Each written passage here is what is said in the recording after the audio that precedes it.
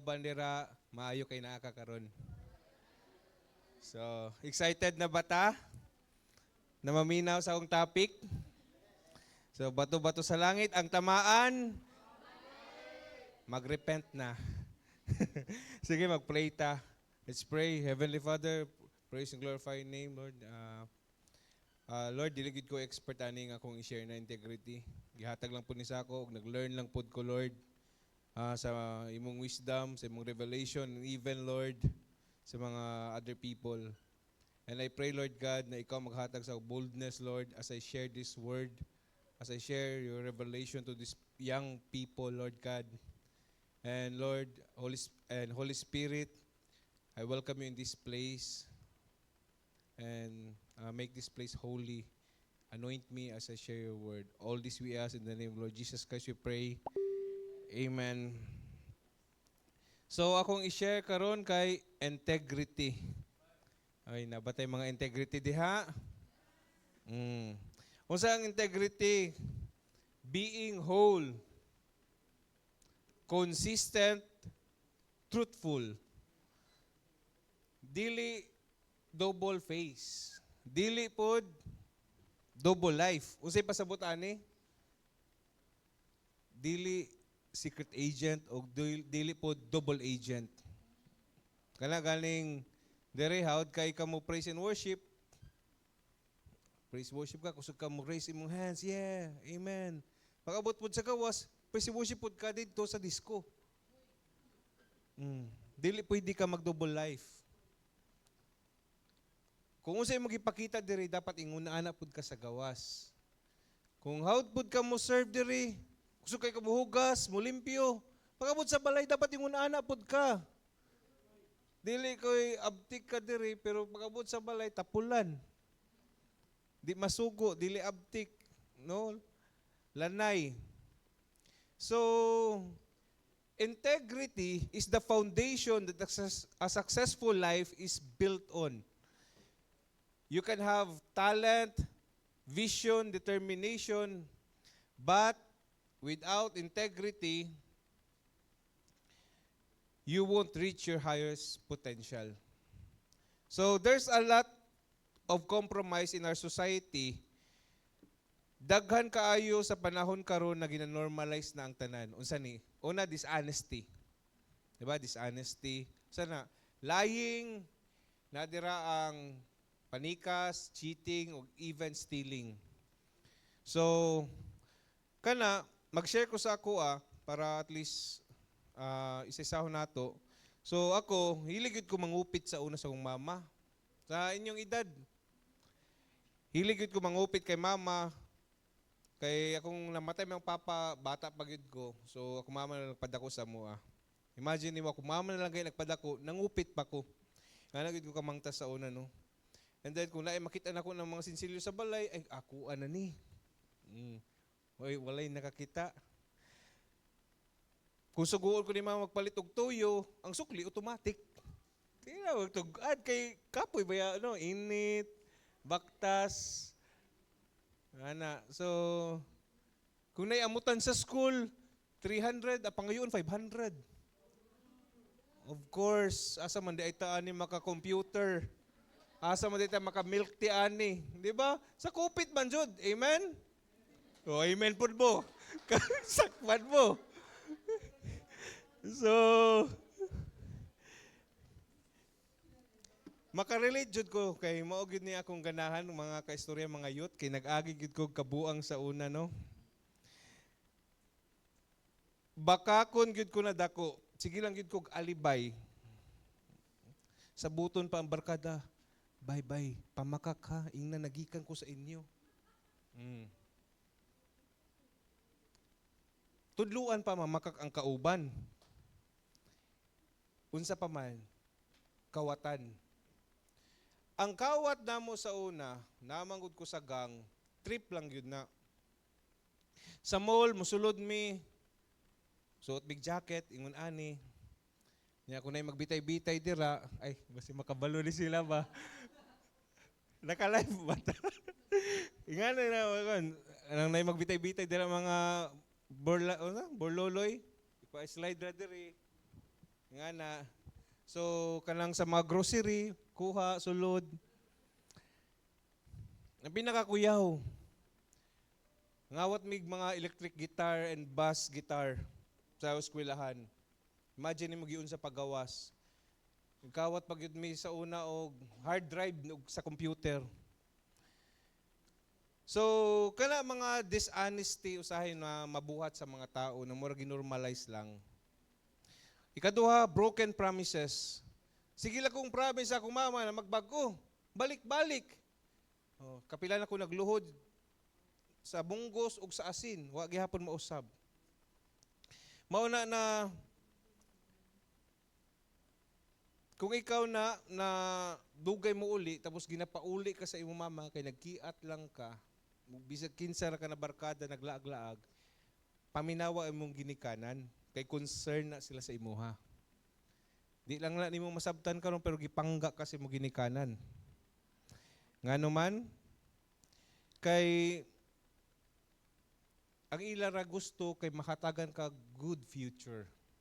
Mayon ta kung magdugay kag uli, tapos nag-join kag D-group, discipleship, tapos nag-attend kag church activity, dili pa jud. Kabalo ba mo asa magsugod ang bisyo? Diya sa dugay ka mag-uli, kauban mong barkada, bisag asa lang mo mauban. Asa lang mo abot sa imong barkada. Ikatulo, walang isang salita. Maayo ra sa istorya ug maayo ra sa sugod. Diyan no, kanang mga intro boys, walay klaro kasabot. Kailang ganing, asa naman kabay? Oh, padulong na ko. Oh, pero bago lang mata. Ng uban, naligo pa. Diba? Tapos, nasa sugod ba? Nagkalayo umang ka, nagkalayo. Sugod, after RW, abti kay mo serve. Allah, serve. Nagkadugay, nagkalayo man. Usahay, ang diri sa ato, especially you, young people, mula lang ta na kita mo bonfire. Amen ba? Ang bonfire, kita na kung the more ta na naa sa isa ka bonfire, nagsunog, kusog kayong kalayo. Pero kung ikaw, kuwaon ka dira, muhawa ka sa nagkalayo, unsay mahitabo sa ikaw? Mapalong. Samot na imong mga beshi kay mga bumbero. Palong gyud ka. Usahay di nakakasabot sa imong desisyon. Tama to, diha na ka magsugod og tubag-tubag sa ginikanan nganuman. Bad company corrupts good character. Tinuod gyud na. Kung kisa imong permi kauban, matakdan gyud na. Dili gyud pwede na bright imong kauban, bugo ka. Kung bright imong kauban, ma-bright jud ka. Kung kawatan imong kauban, kawatan pud ka. Kung bakakon imong kauban, bakakon gyud ka. Kana ang influence sa world. Careful jud mo kung kinsa inyong ginamingle o ginabanding. So, ikaupat, gusto mahimong hawod sa na athlete or varsity pero walay self-discipline o self-control. Gusto mahimong honor student pero sige ka late. Sige ka absent, cutting class. So pag-honor. Number 6, disobey sa rules. Asa sa balay, schools, working place, or even public. Di ba sa balay? Ang rule kay, kada balay na ay rules. Manglimpyo. Oh, di masugo, tapulan. Simple instruction, di masunod. Muulig sayo, muuli og sayo sa buntag. Lang sa ako sa mama sa una, uy, mayo kay sayo ka ni uli. Sayo sa kadlawon, di ba? Kanagyod. Sa eskwelahan na ay rules, wearing ID. Dili man gay maka-wear ID, simple instruction, di maka-follow. May pa si Aris, bisag pag-abot sa ekulan, naka-wear gyapon siya ID. Mauna tinuod ng mga estudyante, proud. Kaya nga naman, nakaput sa iya mind, di na siya magpabadlong. Ana, working place, dapat punctual ka, di magsigig late, di ba? Sa public, no smoking, kana simple kayo. Mo sa una, dakpan gid ko anang kuan, no smoking. Kay sa una, tong kusog pa ko mo sigarilyo, dakpan gid ko sa pulis. Kay bawal man, what is bawal is bawal. Pero gahi man lagi tag ulo, mao to nadakpan. Basic instruction, dili makasunod, pasabot, gahi ka og ulo. Number 7, always taking advantage to other people. Kani, kanang kusog kaayo, gani mo take advantage. Kanang sir, tagpila ni, ang kilo ani kay 200 sir, pero mga pre-taste sir. Pre-taste, gusto ka? Pre-taste, ay, pre-taste. So libre sir, oh, pre-taste man. Oh. Nya, murag half kilo na imong pre-taste ba? Kay take advantage, lami lagi sir no. Oh. Tapos di mo palit. Hala gani, nag-take advantage. Isabot ko ana na munaog ra diretso sa jeep sa una og tricycle. Way bayad-bayad. Relate? Oo. Kala kay daghan bitay pasahero. Pag daog sa tulo sa baypod. Di masakpan. Oh. Tapos mukaon sa street food, walay bayad-bayad. Maningil pag sukli, sukli na ako, kol. 50 to. 40 tanan. G's na lang, kol. Diba? Sus, may gani, nabuhi pa ta. Grabe. Ayo, jud buhata. Kung ikaw na, o sa ito, ang tamaan, mag-repent ta. Number 8, pretentious. Making friends with rich kid. Ako, barkadista gyud ko. To the point na gusto na ako kay tanan tao mailhan ko. Nya, some of my friends before dato. And then kanang ganing makig-friend kag sa dato, kanang feeling nimo kay cool kaayo ka kay naa tanan. Nay cars, kung unsay ila naa kay mahiraman pud nimo. And then sa sige na ko sabay sa ila, moabot sa point na example manglaag, mangaon. Kanang tungod kay pobre mi. Sabay-sabay ka sa dato, nawa kay kwarta, pagpuyo na lang. Ningon ko na kanang okay pa sa sugod, murag ay. Salamat Lord kay favor kaayo. Diba? Nalibre ka, kaon mo McDo, Jollibee, at tumog Siargao na libre. Hindi matingala ka. Hinay-hinay, ma-realize nimo na di gyud di ay kabilong ana na group. So kung ikaw na gusto gyud ka makig-socialize sa mga dato, tan-awa sa imong status sa kinabuhi kung kaya ba nimo makig-level up sa ila, makigsabayan. Unsay punto diri? Kung ang imong allowance 100, ang allowance sa mga dato 500, maglisod gyud ka kaysa ila kanang Starbucks normal ra na kayo. Nya sa imo kay Nescafe ra man. Kabalo mo unsay wisdom nako ato? Niingon ko na ano maglisod-lisod man ko. Mag-pretend that I belong. Unsay ako gibuhat? Hinay-hinay ko, palayo sa ila, friends gihapon. Hinay-hinay, maningkamot kog eskwela. Sige kog sabay sa una. Nakabalo ko, pobre man jud mi akong mama ra kung nabuhi. Diba? Nagpait akong mama. Know your limitations. Kabalo ka kung asa ka mo lugar. So, kato na, ningkamot ko, kay para at least makapalit ko, muna nag-study kog tarong. Muna ako sa inyo atubangan. Pwede ra unta na magpadayon ko sa akong gang sa una, nagpatiwara, pwede na ako madrag addict sa una. Pero naningkamot ko, kay tungod kay nakita nako na, siyempre, tungod po sa atong experience nako before, mo to nakaalingkawas ko. Muna kung na opportunity na ipa-eskwela ka, paningkamot yun. Ang opportunity mo abot ka usa lang, ugma wala na. So karon mo to no ay ka-8 pretentious, tapos karon matingala ka ngano murag wala man ni asenso. Diba? Tungod kay naay na neglect. Unsa na neglect? Neglect of integrity. So how to build integrity? Stay grounded in Scripture. Dapat puno gito sa scripture, di ba? Psalm 119:9, how can a young person stay pure? By obeying your word. Obeying the word of God. Malagiingon, no? Devotional. Be faithful. Number 2, prayer plus accountability partners. Yes.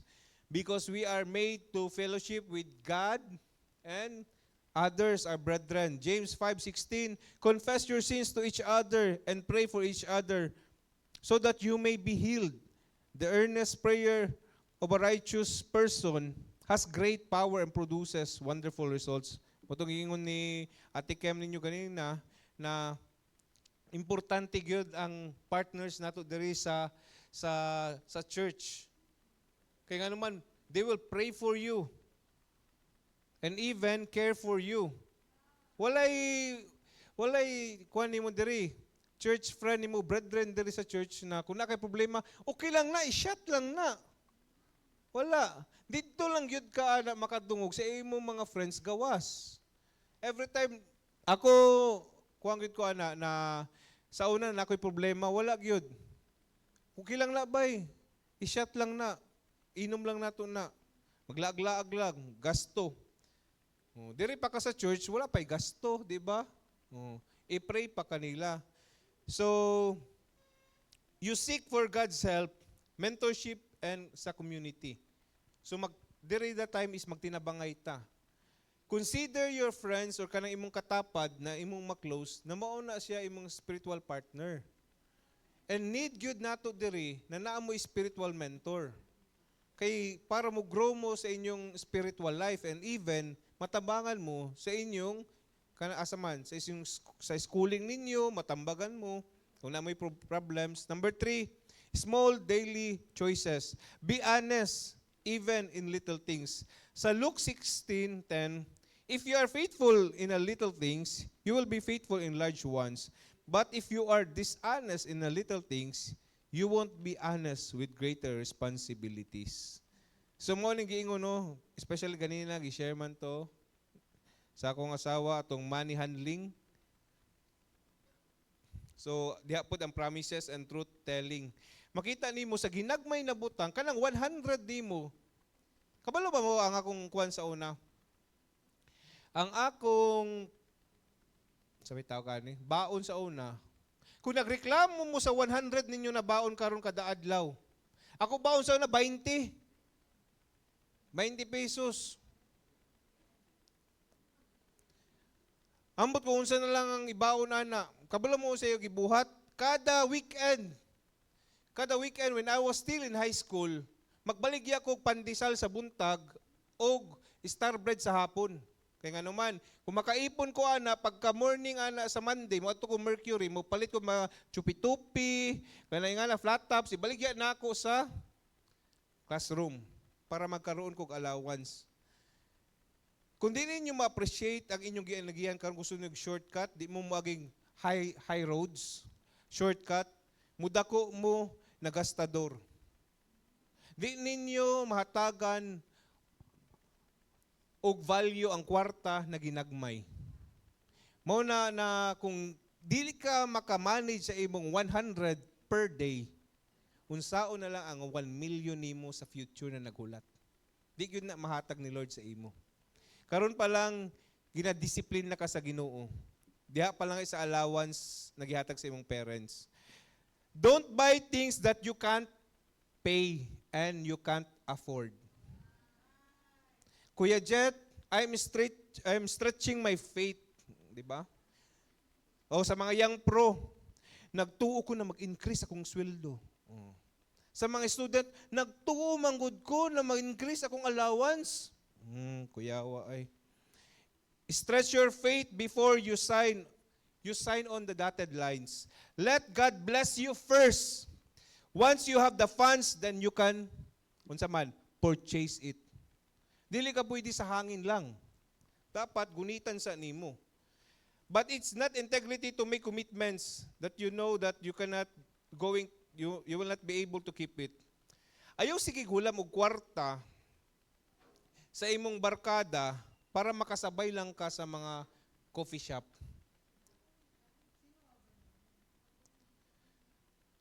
Para lang i-prove nimo sa mga people na belong yun ka or ma-flex gani, hi guys, na ako sa luxury restaurant, sa Gipsal. Kusog kayo ka mo post ba? Knowing ang reality, nagpait ang imong ginikanan para makaeskwela lang ka.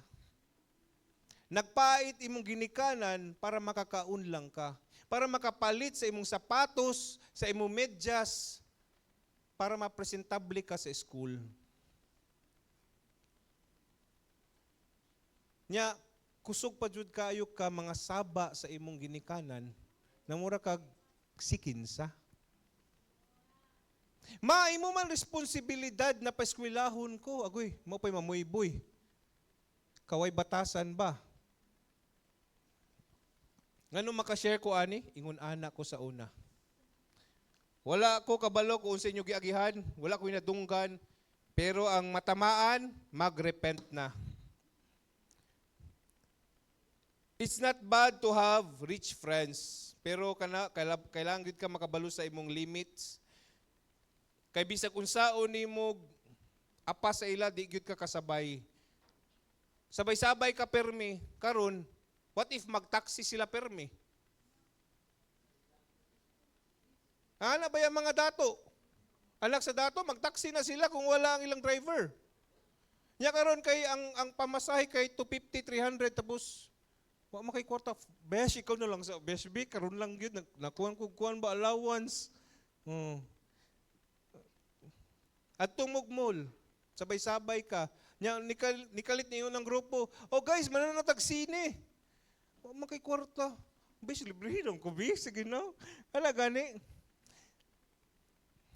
Siguro kung close mo, pwede na siya. Nga kausa. Pero kung gipirmi na nimo, di na gina siya maayo. Igsuon, sultian ti ka karon, mag-suffer jud ka ana kung imo na buhaton permi kundi na nimo undangon. Kung mao na imong lifestyle na pretentious kayo ka sa ubang tao, naa jud kay padulungan. And matingala ka, sige kag utang, way bayad-bayad, bata pagani ka, palautang na ka. Gibisyo na nimo. Wala gani ka income, igora ka magsalig sa imong allowance, mangutang pagyud. Asa na ang nagsugod ang kawat, kana sa batasan si pangutang, pag wala mo kwarta. Di ba? Matingala ka sunod, di na ka-invite. Hinay-hinay mo wat ang kag friends tungod ra sa imong batasan. Mao na you should know your place. Kung karon di pala nimo kaya paningkamot eskwela tarong. Don't promise people the moon when you cannot get the cloud. Diba? Ayaw wala mo kwarta tapos ampuan nimo in 3 days, mawala na ang utang nimo. So, check your balance first. Be honest, be trustworthy, and be a person of your word. Number 4, courage to stand against wrong. So sa man siya, Joshua 1:9, this is my command, be strong and courageous, do not be afraid or discouraged, for the Lord your God is with you wherever you go. Stand firm against dishonesty and compromise. Kung mali ang pangupya, ayaw sig pangupya. Ikaw, sige ka kayo, naka sa church, ikaw pa'y kusog mo yung, uy, kupya mo. Kung say answer, di ba? Kung mali siya, kabalo ka na mali ang ginabuhat, nakita ni mo isa ka brethren diri na nagsugod ng sigarilyo inom, badlo nga. Ayaw sugod maadto na sa kalaglagan. Taro nga lang istorya. Number 5, consistency. Aligning words, action, and faith in all areas of your life. James 1:22, do not merely listen to the word and so deceive yourselves. So, what it says, you walk the talk. Do what it says. Kung unsay ginasulti sa word, himuha. Kung giingon diya sa word, honor your parents. Ya karon kusog ka motubag. You walk the talk. Ayaw pangawat. Ayaw pangawat. So magsayo ka pag adto diri. Kung naay mga activity, magsayo. Number 6, setting personal standards. Kani. Boundaries and values. Romans 12:2. Do not conform to the pattern of this world, but be transformed by renewing your mind. Then you will be able to test and approve what God's will is and His good and pleasing and perfect will. So kung ang kalibutan nagpakita na normal lang maguyab-uyab, mabasahan nimo na dapat naka-standard. Dili pa time na magkauyab ka karon. Kaya nga naman, nag-eskwela pa ka, load gani, mangayo pa. Di ba? 25 pesos pa, utangon pa, di pa bayaran. Tapos mag-uyab-uyab ka. Pagka sa turo-turo dito, buko. Kung sa'yo mo buhaton, mangutang na po ka sa imo amigo. Para na kay kalibre sa imong uyab. Di ba? Mag-repent na. Proverbs 4:23, guard your heart above all else, for it determines the course of your life. Kung di pa ready mong heart, careful jud mo maguyab-uyab, especially mo youth. Kaya kung di nyo mabantayan, kabalo na mo na prone kayo sa suicide karon ng mga youth. Nabulagan. Daghan sa akong mga friends before na naguyab-uyab, nabulagan, naghikog.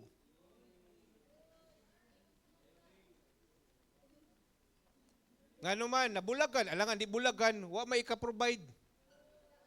Mangayo pa mga isa mama. Di pa man daw gani ito sa to, makalabag panty, makalabag brief. Mirisi kung bulagan. Gibulagan ka pod, kung gibulagan ka, katong niaging na mga panahon, all things work for God, for those who love and serve the Lord. All things work for good for those who love and serve the Lord. Kaya nga naman, naay gusto ipatrabaho sa ang Ginoo sa imuha. Muna na, kung ikaw na gusto na gyud ka makauyab, i-control imong kaugalingon. Di ba? Ngano dito man ka sa iskindi kung naay magnum. Ayo pagdali. Basing unya, madisgrasya na. Wala. Instead na nagpaabot si Lord na i-plan sa imo, na naakay dako na balay, dito na lang ka sa kubo gyud. Number 7, service. Using gifts and talents for God and others in a trustworthy way. Colossians 3:23-24, whatever you do, work at it with all your heart, as working for the Lord, not for human masters, since you know that you will receive an inheritance from the Lord as a reward. It is the Lord Christ you are serving. Serve your talent in church ministries. Just like sila Ari, sila Joy, kung sa media, sa dance, sila Alexa, sa worship team. Kung asa mo na talent, paggamit mo sa Ginoo.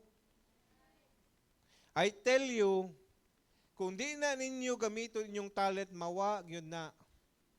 Masayang, ma-wasted. O kayo na gamitan sa kalibutan.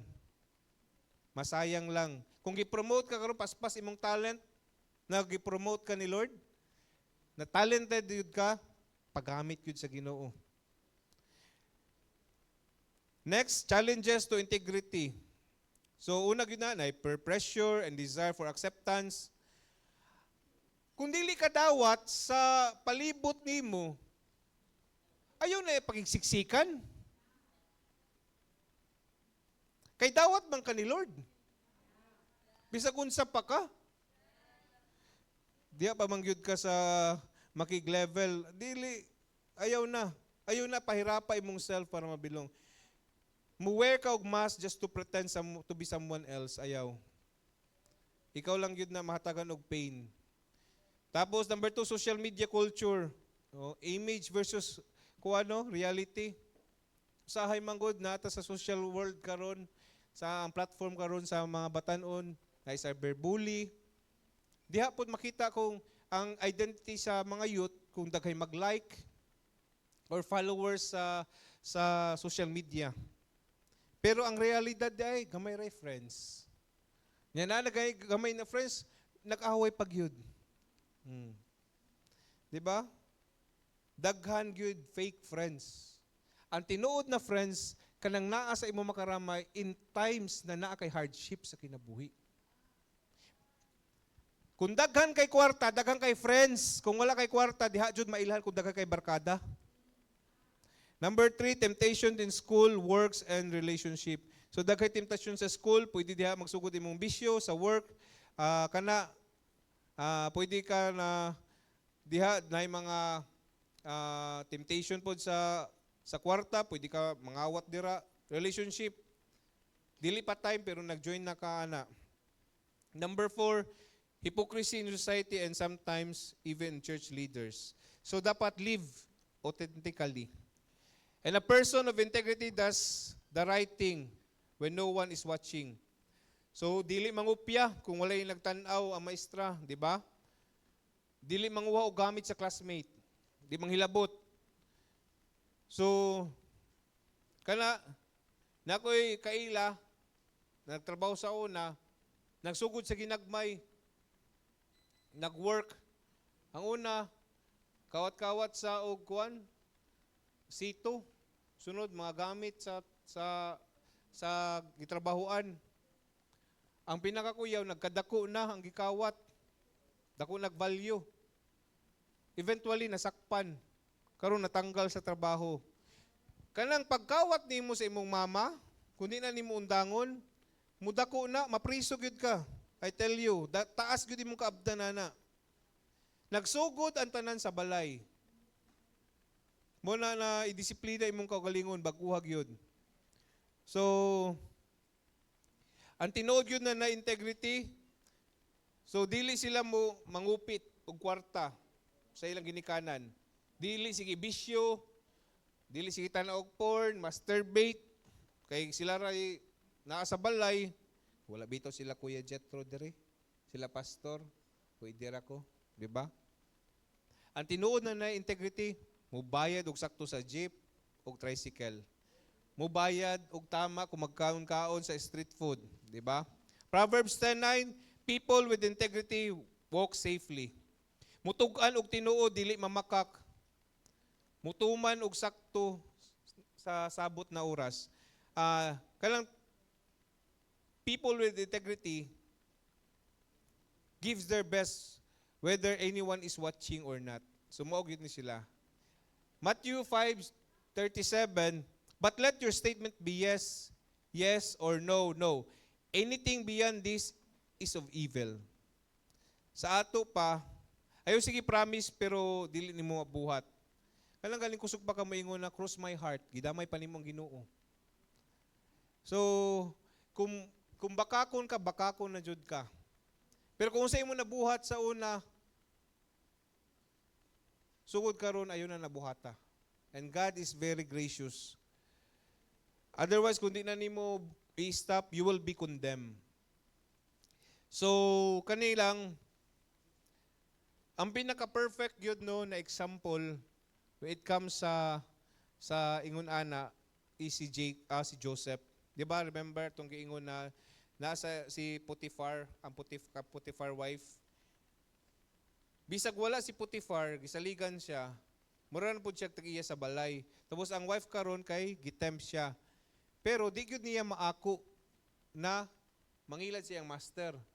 Especially kung iya man lang tubuhaton, di niya maako kay na siya fear of the Lord. The point is,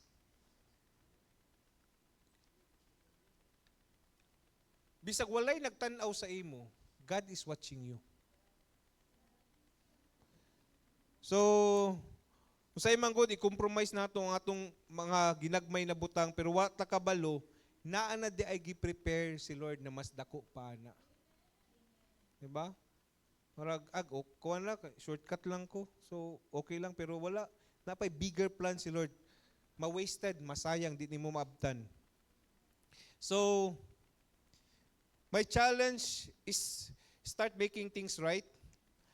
Let today be a new day to you for the next 30 years or so on. So, ayaw na og tan-aw sa imong past. Don't hold back sa imong past. Move on na ka, naka-learn naman ka. So ask yourself, what is the right thing to do? Bahala ka sabang ka sa imong mama, basta kay di lang ka mamakak. Or sa imong teacher, tugan lang sa tinuod. Kaysa kung mamakak ka, taas gyud imong kaabtan. Kay pwede pag yun ka, maunsa, pwede pa ka makasala, pwede pag yun ka mato sa impyerno. So, kanilang,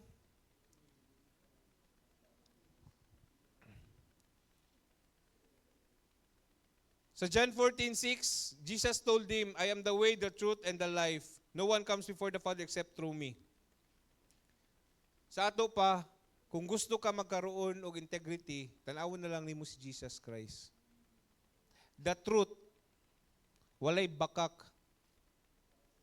So kung ikaw, bakakon ka na dako, ay, sa demonyo gid kaliwat. So, unsay rewards of integrity? People trust you and respect you more. Opens leadership opportunities, breakthrough and prosperity,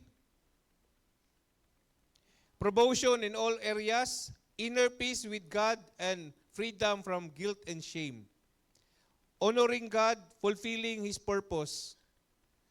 So kana no, we live as example of Christ. Mahimo ta og positive influence and role model to everyone. Matthew 5:14 and 16, if you are the light of the world, let your light be shine before men, that they may see your good works and glorify your Father in heaven. Dapat mahimo kag kahayag. Dili kung ikaw magdala sa uban sa kalaglagan. Mahimo kag BI. And kani, pwede ba nato ni basahon? Commitment na application, isa-isaw nato ni. Number 1, sige. Coming to appointments on time. Number 2, calling or texting back when I say I will.